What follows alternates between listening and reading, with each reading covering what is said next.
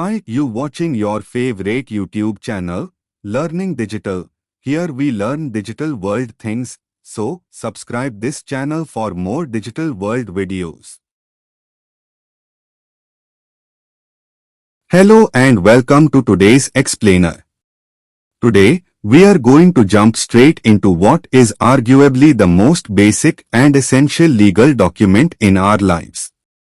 A legal process that's literally impossible to avoid. Let's see how the entire process of obtaining this foundational document works.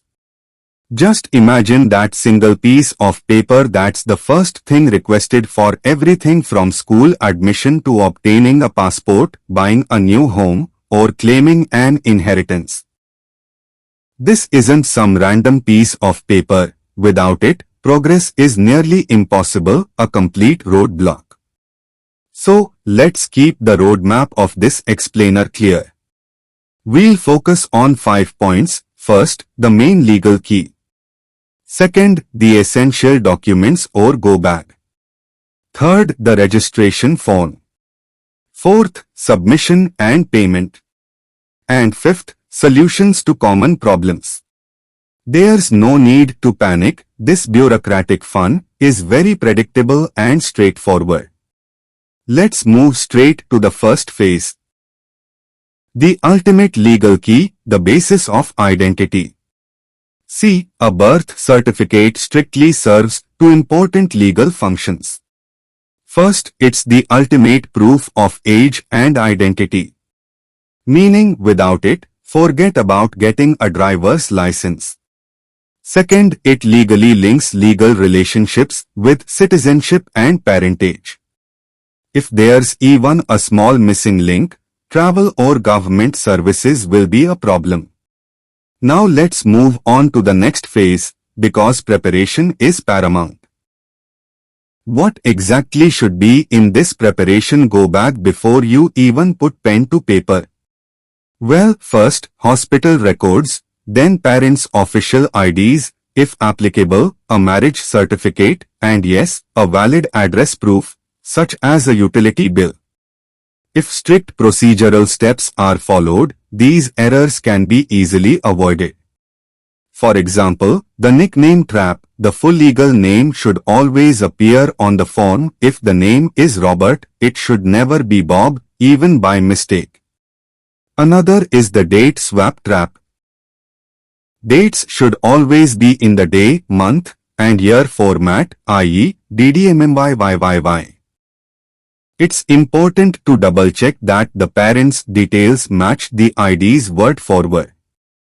Finally, the signatures and dates are in the correct places. Option A is online submission. This is basically the fastest method, using directofficial.gov or vital statistics portals. Option B is in-person submission.